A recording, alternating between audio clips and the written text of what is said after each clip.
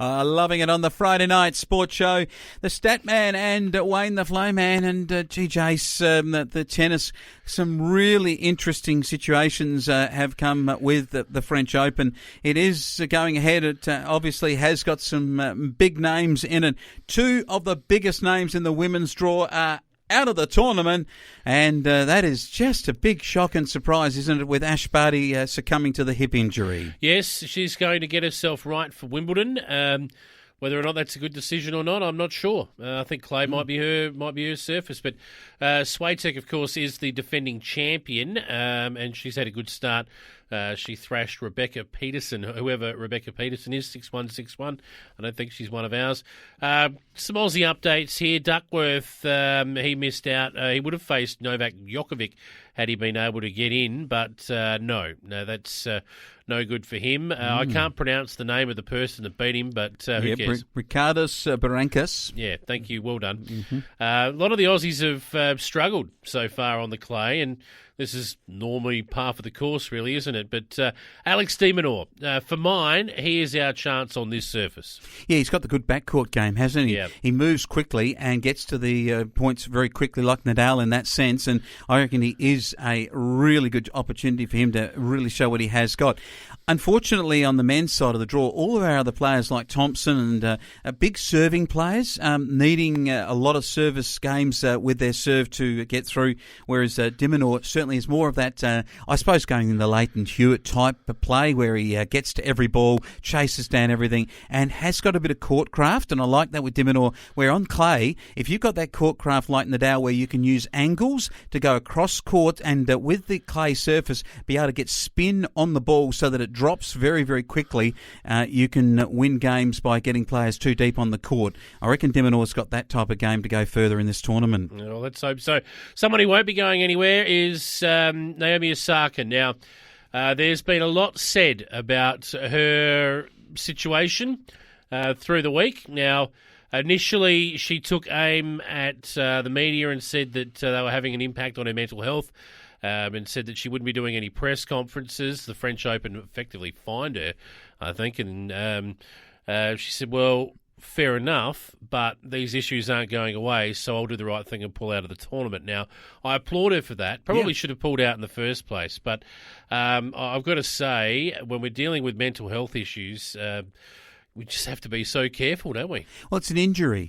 I mean, that's what it in effect is. Ash Barty has a hip injury and she is pulled out of the tournament. And Naomi, in effect, if your doctors or your medical examiners are saying that you aren't fit to play, and this is one area in your life where you cannot be fit to work or not be fit to play, then that is the situation. I think for Naomi to try and go the other way, which was to say that I want to have none of the press here so that I can still play and not have to answer any questions because I'm not happy about being here. I think that was the wrong move for her and probably sent the wrong tone and probably gave us the wrong impression too of her in a certain respect. But look, at the end of the day, if you have that illness, then you, as anybody with an ankle injury, a thigh injury, a shoulder injury, a wrist injury, it's like having an injury and you pull the pin because you have an injury in that particular situation. I go to AFL football. Remember we had the Western Bulldogs. Boyd was a really, really good player, but suffered terribly from mental health issues and just couldn't, in the end, pursue an AFL career. I think we've seen a number of footballers. Jesse Hogan is another one that comes to mind that has had ups and downs with this. We see the best of him sometimes. He comes out like he did against the Adelaide Crows. So we watched him.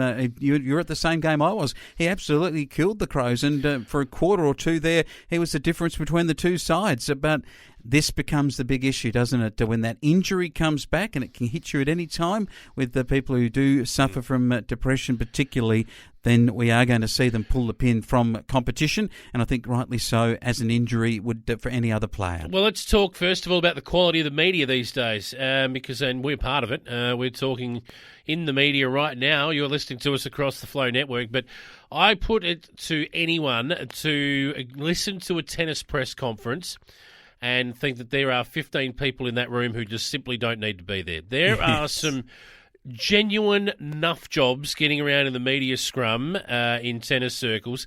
I listened to Zverev be interviewed after the game, and at the moment it's all being done remotely, of course, so they have to use Zoom, and the journos have to log into Zoom. Now, there was one tennis journo that interviewed Andrew Zverev while he was doing his shopping in the supermarket. Yes. Now, if you can't be professional enough to stop, get out of aisle 4, get in front of a computer where there's not beeping and whatnot, the question he asked was, I'm in the supermarket at the moment, sorry, what would you like me to buy you to celebrate your win? Now, this is the sort of nonsense these tennis players are subjected to. The quality of the media in world sport today is at its lowest ebb, and I will tell you why.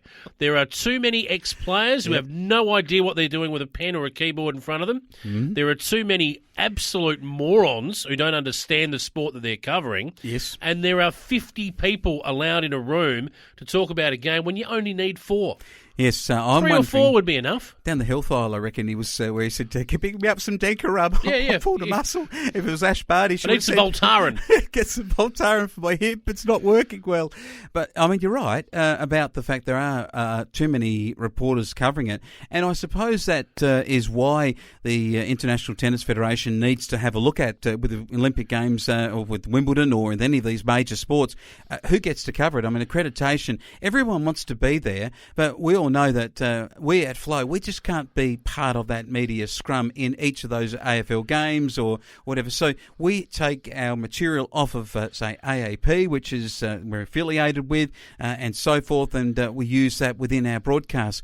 And to some degree, I think that's the way it should be across the board. I reckon the big channels, maybe some of the big news print organisations, like to have somebody at everything, and they maybe have the money to do that, which means they're obviously going pretty well in terms of their advertising budgets. But having a reporter there probably gives them some justification for the advertising and other things that they accrue as a direct result of having them there. So getting that accreditation becomes everything to the journalist organisation, and probably is not the best for the playing organisation. Moral of the story is, if you're going to interview someone at a press conference who is a professional athlete, if you haven't got anything intelligent or nice to say, shut up and record questions asked by others, because I'm sick of it. Okay, now I'm going to ask you the question.